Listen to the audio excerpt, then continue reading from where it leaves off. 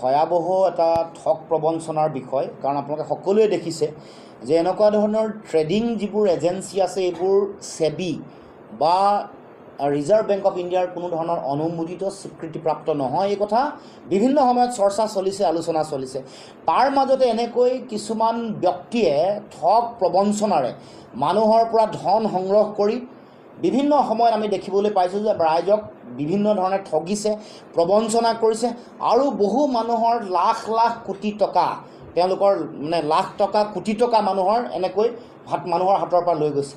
গতিকে এই গোটেই বিষয়টো এটা উচ্চ পৰ্যায়ৰ তদন্ত হ'ব লাগে। প্ৰয়োজন সাপেক্ষে কেন্দ্ৰীয় চৰকাৰৰ ইডিৰ যোগেদি, এনফৰ্চমেণ্ট ডাইৰেক্টৰৰ যোগেদিও গোটেই বিষয়টো, কেন্দ্ৰীয় চৰকাৰ ইনকম টেক্স ডিপাৰ্টমেণ্টেও গোটেই বিষয়টো চাই তেওঁলোকে ইয়াৰ লগত জড়িত হৈ থকা যিসকল অপৰাধী আছে, ঠগ প্ৰবঞ্চক আছে, তেওঁলোকৰ ওপৰত কঠোৰৰ পৰা কঠোৰতম শাস্তি ব্যৱস্থা গ্ৰহণ কৰিব লাগে। কিন্তু আমি দেখিবলৈ পাইছোঁ যে শেহতীয়াকৈ এই গোটেই প্ৰবঞ্চনাৰ লগত জড়িত হৈ থকা কিছু অপৰাধী এতিয়াও মুকলি আকাশৰ তলত।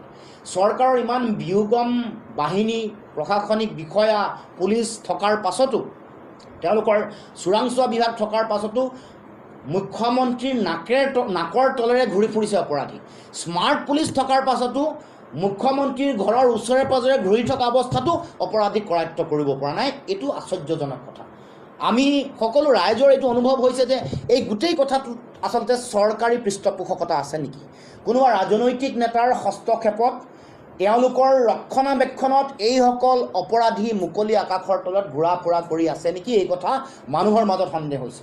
কোনোবা মুখ্যমন্ত্ৰীৰ অতি ঘনিষ্ঠ মন্ত্ৰীৰ পত্নীৰ তেওঁৰ লগত জড়িত হৈ থকাৰ কথাৰ কাৰণে এই অপৰাধীসকল আওতাৰ বাহিৰত আছে নেকি? তদন্ত বা তেওঁলোকক কৰায়ত্ব কৰাৰ আওতাৰ বাহিৰত আছে নেকি? যিহেতু চিণ্ডিকেটত এনেকুৱা ধৰণৰ ধন বিনিয়োগ কৰাৰ কথা আহিছে, বিভিন্ন ধৰণৰ অসাধু চক্ৰ, বিভিন্ন ধৰণৰ চিণ্ডিকেট চক্ৰৰ লগত তেওঁলোকে ধন বিনিয়োগ কৰাৰ কথা আহিছে।